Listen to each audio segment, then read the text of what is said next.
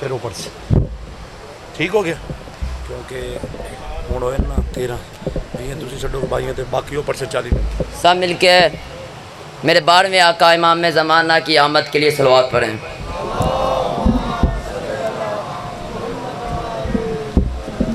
ایسے صلوات پڑھیں جیسے لائق کے صلوات ہوتی ہے۔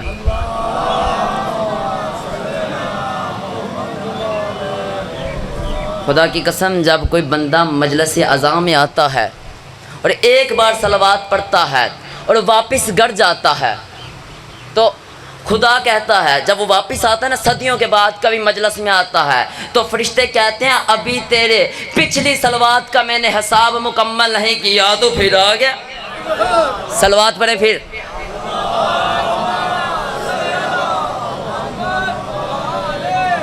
خدا کی قسم مجلس میں سانس لینا بھی عبادت ہے۔ اب بولیں گے تو پھر کیا ہوگا؟ نعرہ لگائیں ایک۔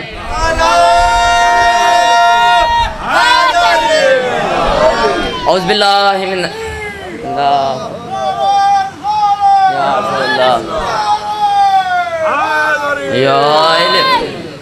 اعوذ باللہ من الشیطان الرجیم بسم اللہ الرحمن الرحیم الحمدللہ الذی جعلنا من المتمسکین بولایت سلطان اولیاء سخن غزار منبر سلونی سرور مطلبیہ یبن ام نبی دور حلتا مہر برج نما شاہ سوار لافتہ پیشوا انبیاء اور باطل وسکیہ کلمات الحسنہ سید الاوصیاء ماد الاسفیاء رکن الاولیاء ایت اللہ العظمہ خیر المومنین امام المتقین اول العابدین زین المواعدین لنگر و آسمان و زمین عین اللہ وجہ اللہ لسان اللہ ید اللہ باب اللہ نور اللہ اذن اللہ اسد اللہ الغالب غالب علی کل غالب آغا جانب علی بن ابی طالب بسم اللہ الرحمن الرحیم ثم لتسألن یومئذ عن النعیم۔ سب مل کے صلوات پڑھیں۔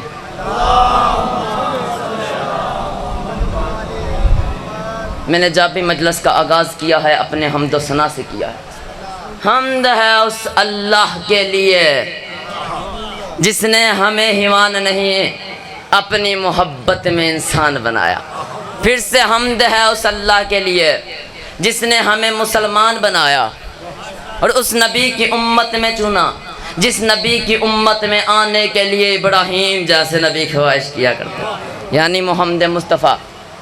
اب میں جس نعمت کا حساب کرنے لگا میرا خدا فرماتا ہے، میں نے آپ کے سامنے قرآن مجید فرقان حمید سورۃ تکاثر آیت نمبر 8 کی تلاوت کرنے کا شرف حاصل کیا ہے۔ اب جس کی حمد میں ذکر کرنے لگا خدا کیا فرماتا ہے؟ ثم لا تسألن یومئذ عن النعیم۔ میں نے اپنے بندوں سے روز محشر ایک نعمت کا حساب لینا ہے۔ یہ نعمت ہے کیا؟ دیکھیں انسانوں کے پاس آنکھ ہے، پتہ ہے وہ ایک نعمت ہے۔ خدا کی قسم یہ نعمت مجلس اعضاء میں لے کے آئی جائے نا تو فائدہ ہے۔ کان ہے یہ بھی ایک نعمت ہے سننے کے لیے۔ خدا کی قسم خدا سننے والے بھی کچھ بہرے ہوتے ہیں جو ذکر علی نہیں سنتے، یہ بھی نعمت ہے، لیکن اس نعمت کا خدا نے ذکر نہیں کیا۔ امام جعفر صادق علیہ السلام کے ایک شاگرد تھا جس کا نام تھا حنفیہ۔ یہ اہل سنت بھائیوں کے بہت بڑے مانتے ہیں انہیں۔ امام حنفیہ امام جعفر صادق کے شاگرد تھے۔ لوگ اس کے پاس آئے، حنفیہ تو امام کے پاس بیٹھتا ہے، تیرے پاس تو علم ہوگا۔ یار لوگوں کو پتہ لگ گیا اماموں کے پاس بیٹھ کے بھی علم ملتا ہے۔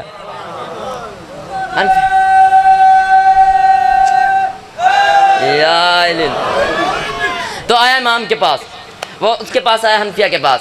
حنفیہ تو امام کے پاس بیٹھتا ہے، بتا اس آیت کی کیا تفسیر ہے؟ حنفیہ نے بتایا خدا کہتا ہے جو میں نے بندوں کو آنکھیں کان روٹی کھانا پینا عطا کیا ہے اس نعمت کا حساب لینا ہے۔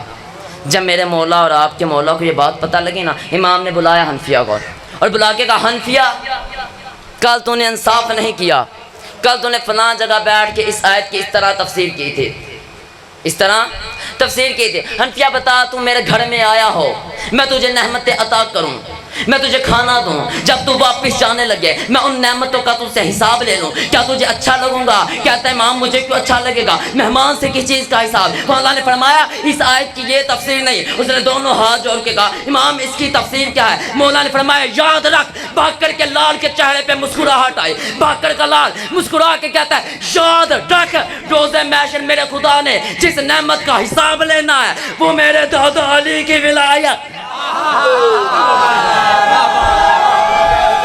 بسم اللہ، شاباش، وہ میرے دادا علی کی ولایت۔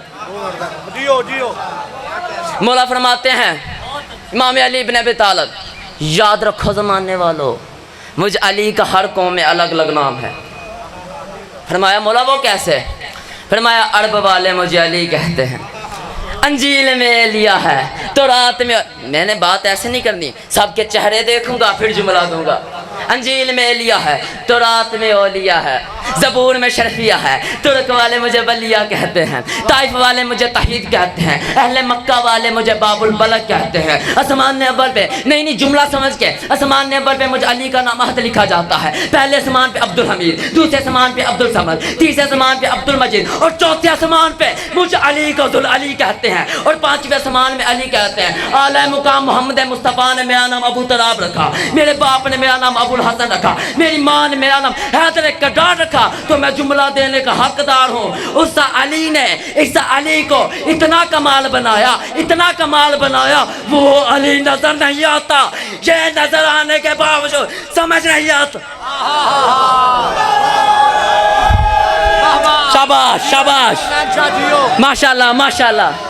مجمع سننے والا میں ایک اور جملہ پڑھ دیتا ہوں۔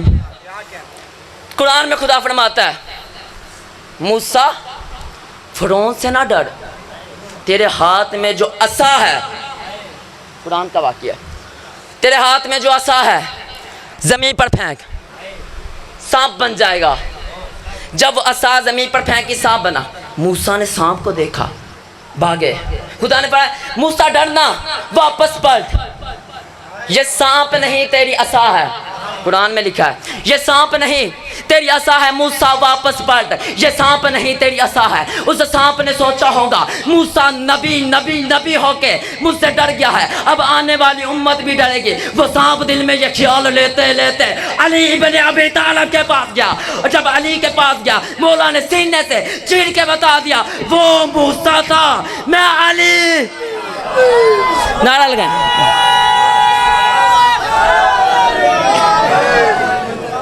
اگر کہتے ہو ممبر چھوڑ دیتا ہوں، یا اور پڑھو، چلیں ایک جملہ اور پڑھو۔ ہائے ہائے ہائے، مزہ آ گیا، شاباش۔ وہ موسیٰ تھا، ہائے ہائے ہائے، جملہ نہیں سمجھے، وہ موسیٰ تھا، میں علی ہوں۔ خدا کی قسم جب آدم کو بنایا نا تو خدا کیا فرماتا ہے؟ ابلیس آدم کو سجدہ کر جو میں نے آدم کے اندر نور ڈالا ہے۔ آدم نے سجدہ بتائیں مجھے کیا، سب مل کے بتائیں کیا۔ خدا نے فرمایا نکل جا۔ ابلیس نے کہا میرے خدا میری بھی ایک شرط ہے، میں تیرے بندوں کو صراط مستقیم سے روکوں گا، تیرے بندوں کو میں آپ کے چہرے پڑھوں گا صراط مستقیم۔